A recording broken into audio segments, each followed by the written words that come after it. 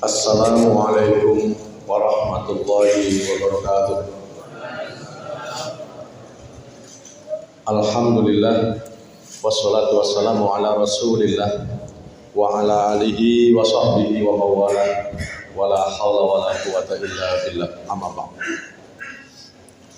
Yang kami muliakan para sesepuh, tokoh agama, tokoh masyarakat, tokoh pemerintah di lingkungan Masjid Nurul Huda, imam masjid, para pengurus masjid, rekan-rekan remaja masjid, hadirin, hadirat, bapak-bapak, ibu-ibu, jamaah sholat tarawih yang insya Allah kita berharap mudah-mudahan sholat tarawih kita tuntas sampai akhir Ramadan. Amin ya rabbal alamin.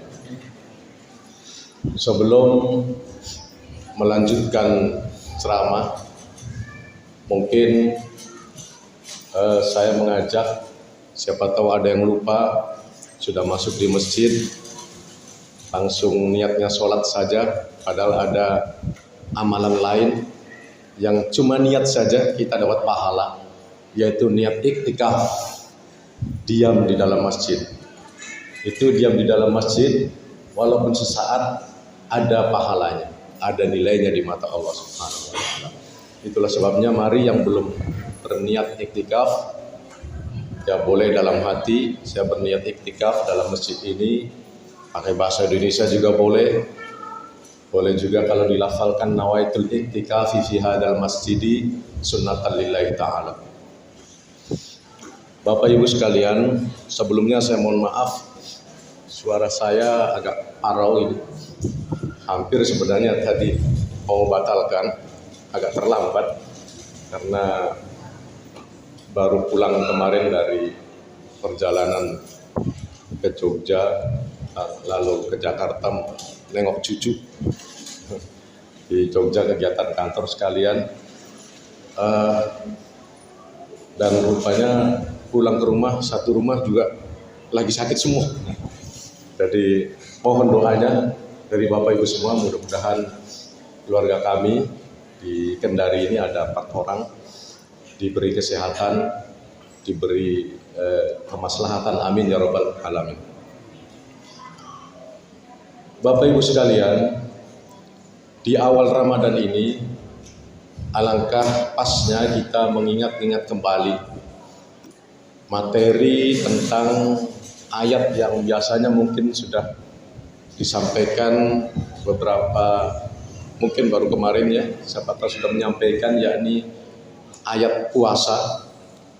A'udzubillahi minasyaitonirrajim. Ya ayyuhalladzina amanu kutiba alaikumusyamu kama kutiba alal ladzina min qablikum la'allakum tattaqun. Ayat ini sebenarnya singkat, tetapi mengandung 3 hal pokok setidaknya ya. Ada 3 benang merah dari ayat ini yang kalau kita kaji dalam-dalam, kita hayati dan kita amalkan baik-baik, insya Allah bisa menolong kita. Yang pertama apa? Kita dipanggil oleh Allah, ya ayyuhalladzina amanu, wahai orang-orang yang beriman. Artinya kita tidak mungkin hadir di masjid ini, tidak mungkin mengamalkan ibadah puasa di dalam bulan suci Ramadan kalau tidak ada iman di dalam hati kita. Nah, iman ini kalau kita gali, malah ada beberapa dosen membahas iman ini bisa 1 buku. Akan tetapi waktu kita hanya 15 menit terbatas. Yang perlu diingat dari makna iman itu adalah jangan sampai kita terjebak, karena masih banyak orang yang menganggap yang penting saya percaya sama Tuhan, yang penting saya percaya, tapi tidak mengamalkan. Ini persoalannya. Padahal versi Islam, menurut pandangan Islam, yang namanya iman itu makna sempitnya memang yakin dan percaya itu makna sempit. Tetapi makna yang sesungguhnya sesuai hadis Rasulullah Sallallahu Alaihi Wasallam adalah qaulun bil lisan, wa tasdiqun bil qalbi, wal af'alu bil arkan. 3 unsur pokok tidak bisa dipisahkan satu sama lain. Kita ucapkan dengan lisan kita, berikrar, bersyahadat. Apalagi kalau kita sudah sering sholat, langsung menghadap Allah, asyhadu an la ilaha illallah, ya, sambil menunjuk telunjuknya, wa asyhadu anna Muhammadar Rasulullah, aku bersaksi tidak ada Tuhan selain Allah dan Nabi Muhammad adalah utusan Allah. Kemudian hatinya membenarkan apa yang kita benarkan yang diturunkan oleh Allah melalui Nabi kita Muhammad sallallahu alaihi wasallam, yakni wahyu Al-Quran. Yang lengkapnya, karena ucapan Nabi juga ada di dalam Quran itu, in huwa illa wahyu yuha, termasuk wahyu juga, maka pedoman kita ada 2, yakni Al-Quran dan As-Sunnah, hadis-hadis Rasulullah SAW. Nah, itu yang kita percaya, yang kita yakini kebenarannya. Dan ketika kita sudah menanamkan keimanan itu, kita tidak goyah lagi dengan al-haqqu mir rabbika wa la takunanna minal mumtarin, bahwa kebenaran itu, kebenaran mutlak hanyalah dari Tuhanmu, dan janganlah kalian termasuk orang-orang yang ragu. Dan yang ketiga, sikap iman itu adalah mengamalkan dengan perilaku. Kita syahadat sudah, kita percaya hatinya sudah, tapi tidak mau mengamalkan.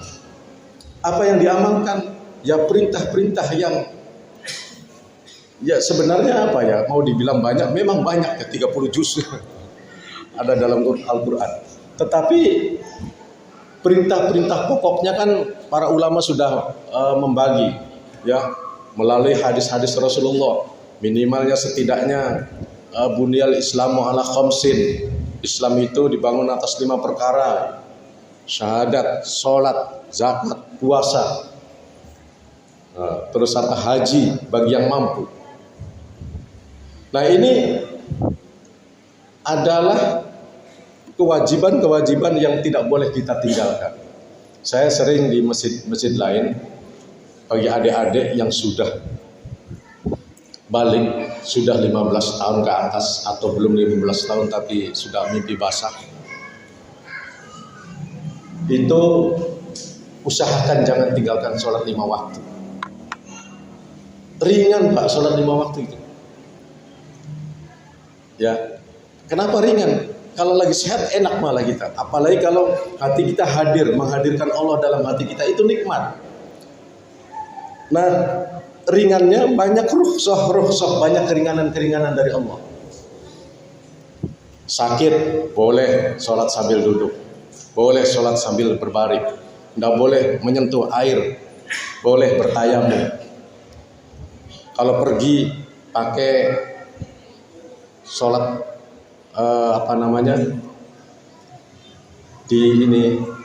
digabung duhur dengan asar, yang tadinya 4 rakaat menjadi 2 rakaat. Kalau bagaimana ketika di dalam pesawat bisa sambil duduk sholat? Pokoknya tidak ada yang susah sebenarnya. Cuma persoalannya kadang-kadang kita sendiri yang memberatkan. Kita sendiri yang entah, wallahu a'lam ya. Naudzubillah, jangan sampai justru kalau sholat gengsi dengan Allah itu misalnya. Naudzubillah itu ya. Justru kalau kita jalankan, kita amalkan, biasakan, itu akan terbiasa. Dan ketika kita tidak pernah tinggalkan sholat, insya Allah saat-saat tertentu kita membutuhkan pertolongan Allah, boleh kita bertawasul dengan amalan kita sendiri. Ya Allah, saya rasanya belum pernah tinggalkan sholat. Tolong ya Allah, saya pengen masuk kerja di sini. bantulah. Seandainya amal sholat saya bisa membantu, bantulah dengan amalan sholat saya. Boleh jadi tawasul amalan kita. Itu begitu juga amalan-amalan lain. Hadirin kaum muslimin rahimakumullah. Kemudian yang kedua, puasa. Puasa juga ini kalau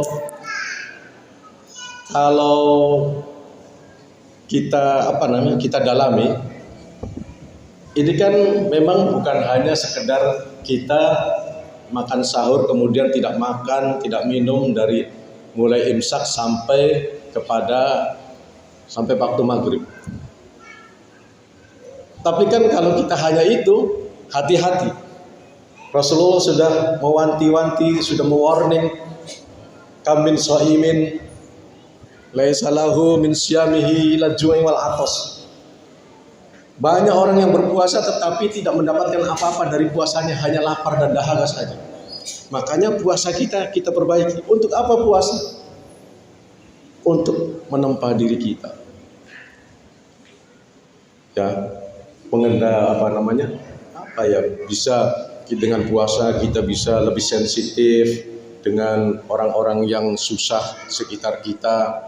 Dengan puasa kita juga bisa mengendalikan emosi kita, hawa nafsu kita. Nah kalau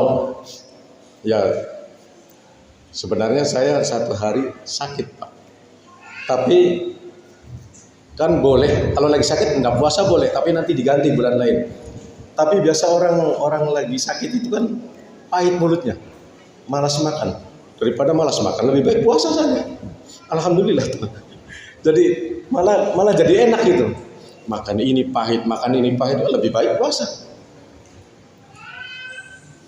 Banyak manfaatnya puasa ini. Dan kemudian tujuan daripada perintah Allah ini adalah agar kita ditempa, digiring oleh Allah menjadi orang-orang yang bertakwa. Apalagi bertakwa, ini adalah tujuan jalan kita untuk menuju Allah. Kenapa? Karena ketakwaan adalah lambang kemuliaan. Dalam ajaran Islam, dalam pandangan Allah, orang yang mulia dalam pandangan Allah itu adalah siapa yang paling bertakwa. Bukan siapa yang paling kaya, bukan siapa yang tinggi jabatan, bukan siapa yang hebat lah ininya. Tapi kalau mereka itu para pejabat, orang kaya, konglomerat juga bertakwa, itu lebih hebat lagi. Karena ketakwaan mereka bisa melebihi kita yang biasa. Kita mungkin sedekah di celengan 10.000, 5.000. Mereka kadang-kadang diminta sumbangan langsung berapa lagi butuh? Sisa 50 juta, 100 juta kasih. Ada yang seperti itu. Makanya Islam juga tidak melarang kita kaya, tetapi nanti kalau sudah kaya jangan lupa kekayaannya kita gunakan di jalan Allah. Inilah yang kami sampaikan ya. Mudah-mudahan meskipun singkat tetapi mengingatkan kembali, karena ada yang tanya sama saya. Ada salah satu jamaah masih anak-anak kan biasa dengar ceramah jadi itu lagi. Memangnya kita mau menciptakan ajaran baru? Sudah itu yang dibawa oleh Nabi. Sudah itu yang dibawa oleh Al-Qur'an ya. Nah, kalau mau bikin yang baru ya nanti kita jadi aliran sesat malah. Baik, terima kasih atas perhatiannya. Mohon maaf kalau ada yang kurang berkenan. Allahul muwaffiq ila aqwamit thoriq. Assalamualaikum warahmatullahi wabarakatuh.